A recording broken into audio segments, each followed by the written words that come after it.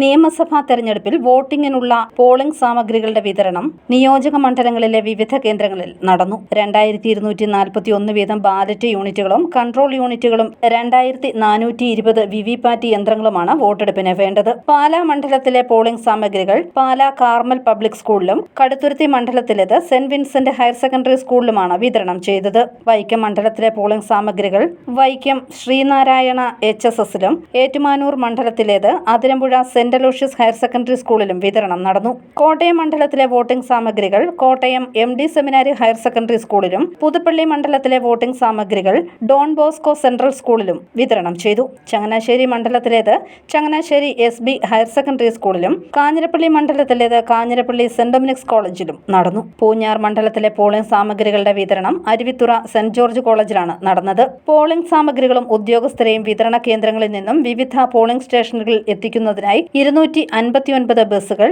89 mini ബസ്സുകൾ, 147 ട്രാവലറുകൾ, 108 car, jeep എന്നിവ ഏർപ്പാടാക്കിയിരുന്നു. കരുതലായി 62 വാഹനങ്ങളും സെക്ടറൽ ഓഫീസർമാർക്ക് ഉപയോഗിക്കുന്നതിനായി 187 വാഹനങ്ങളും സജ്ജീകരിച്ചിട്ടുണ്ട്. News bureau, Kottayam.